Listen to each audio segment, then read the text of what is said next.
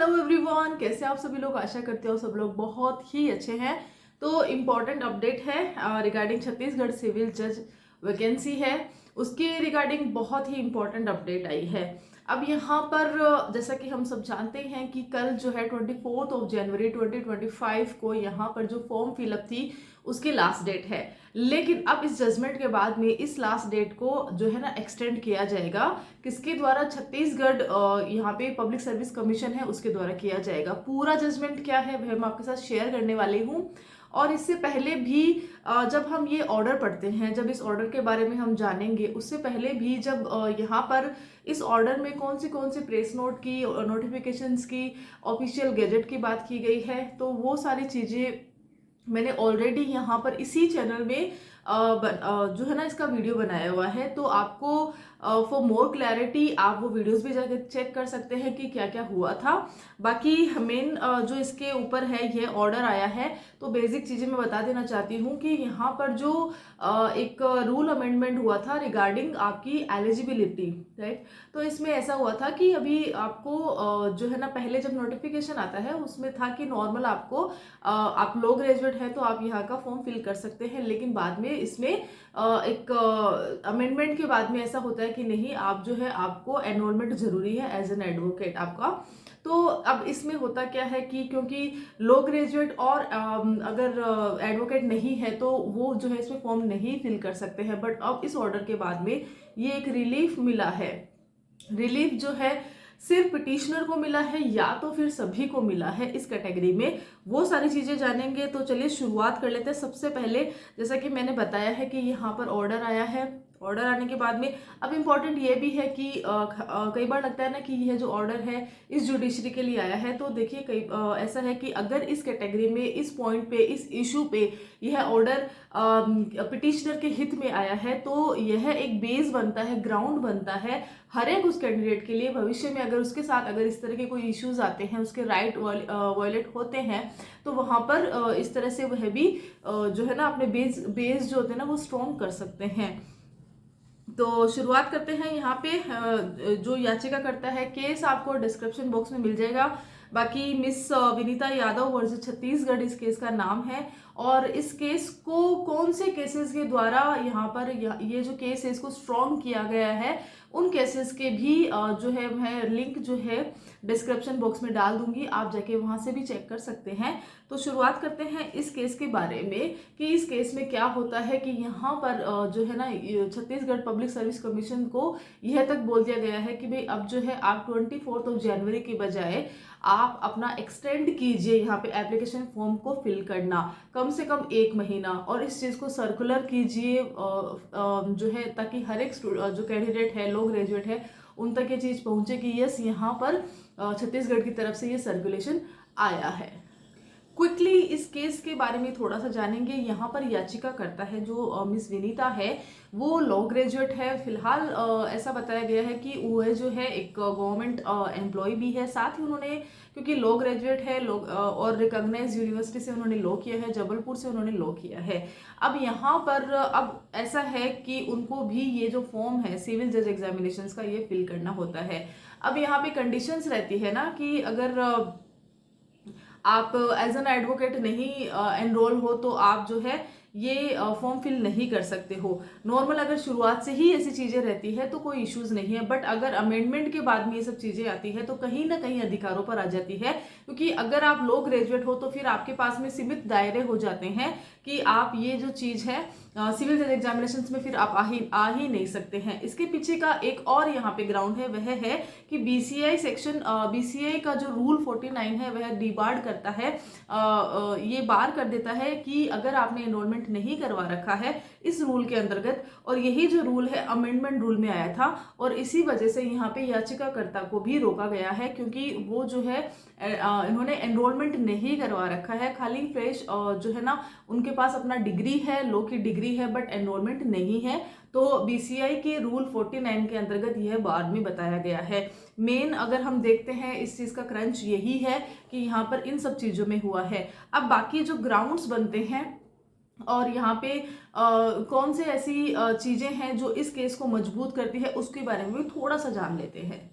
यहाँ पे बताया गया है कि एक ऑफिशियल गैजेट आता है 23 दिसंबर 2024 को छत्तीसगढ़ पब्लिक सर्विस कमीशन के द्वारा इस जो सिविल जज एग्जामिनेशन है इसके रिगार्डिंग यहाँ की एलिजिबिलिटी के रिगार्डिंग आता है, जहाँ पर कि ये जो चीज़ें हैं रूल्स अमेंडमेंट का है वह रूल यहाँ पे बताया जाता है और उसके बाद से ही है जो इशू है यहाँ पे याचिकाकर्ता को आता है और रिट जो है फाइल की जाती है।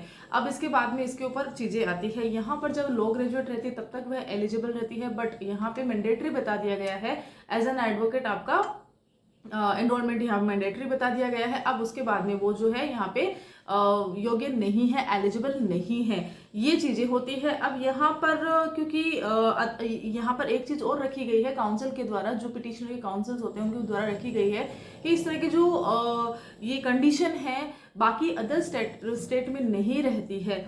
वहाँ पर भी जैसे हरियाणा है, राजस्थान है और अदर एक दो और स्टेट का यहाँ पे मेंशन किया गया है कि उनमें यहाँ पर ऐसी कंडीशन नहीं रहती है। ओके, अब यहाँ पे क्योंकि अमेंडमेंट के बाद कंडीशन आई है ना, तो इस चीज़ को चैलेंज किया गया है। पहली चीज़ क्योंकि हम लो ग्रेजुएट, अगर हम वकील हैं, हम यहाँ पे वकालत करते हैं या तो फिर हम यहाँ पे जज की एग्जामिनेशन की तैयारी कर रहे हैं, दोनों ही चीज़ों में हमें जो जजमेंट्स होते हैं, ऑर्डर होते हैं, न्यू अपडेट्स होती है रिगार्डिंग कि हमें हर एक चीज़ को अच्छे से समझना होता है। अब यहाँ पर ये जो केस आता है वह डायरेक्ट एलिजिबिलिटी के ऊपर वैसे नहीं है, लेकिन क्योंकि यहाँ पे जो नोटिफिकेशन है वहाँ पर जो प्रीवियस नोटिफिकेशन रहता है और उसके बाद में यहाँ पे अमेंडमेंट रूल्स के अंतर्गत अमेंडमेंट होता है और उसके बाद में उस चीज़ को चैलेंज किया जाता है। तो इस तरह से स्टेप बाय स्टेप चीज़ें होती हैं और इस तरह से चैलेंज किया जाता है। तो अगर कभी ऐसा लगता है कि किसी कैंडिडेट के साथ में इस तरह से इशू आया है कि यहाँ पे नोटिफिकेशन के बाद में अदर नोटिफिकेशन में उनको इश्यूज आए हैं, तो वो इस केस को रेफरेंस में वो भी यहाँ पर याचिका लगा सकते हैं। तो जो चीज़ें हैं वह पिटिशनर के हित में ही आती है। यहाँ पर ये बताया गया है कि अब नॉर्मली हम ये देख लेते हैं कि अब यहाँ पर जो कोर्ट है, कोर्ट ने क्या कहा है। कोर्ट ने इस पूरे विषय को सुना है, अच्छे से सुना है। साथ ही यहाँ पर कुछ केसेस थे उनका रेफरेंस भी यहाँ पे पिटिशनर के वकील ने दिया है और उसके बाद में रिलाई किया है कि यस, यहाँ पर जो चीज़ें हैं वह एक्चुअल में लीगल ग्राउंड्स के ऊपर रखी गई है। अब यहाँ पे कोर्ट का क्या कहना है, तो कोर्ट का नॉर्मली यही कहना है कि यह जो चीज़ें हैं वह आपके अधिकार के अंतर्गत आती है और किसी के भी द्वारा आपके अधिकारों को यहाँ पे रोका नहीं जाएगा। अगर आपका अधिकार है कि आप यहाँ पे इस एग्जामिनेशंस को फाइट कर सकते हैं, जिसकी की मेन योग्यता रहती है कि आपने लॉ में ग्रेजुएशन किया है, जो कि यहाँ पर याचिकाकर्ता का एक डिग्री है, प्रोफेशनल डिग्री उनके पास में है। अब यहाँ पर ये जो चीज़ है कंसिडर करी गई है, उसके साथ ही कुछ चीज़ें और भी है जो यहाँ पे कंसिडर करी गई है। वह क्या है, साथ ही हम ये भी जानेंगे कि यहाँ पे जो कोर्ट है उनके द्वारा यहाँ पर जो कंडक्टिंग बॉडी होती है सिविल जज एग्जामिनेशन छत्तीसगढ़ की, उनको क्या यहाँ पे आदेश दिए गए हैं, तो ये भी देख लेते हैं।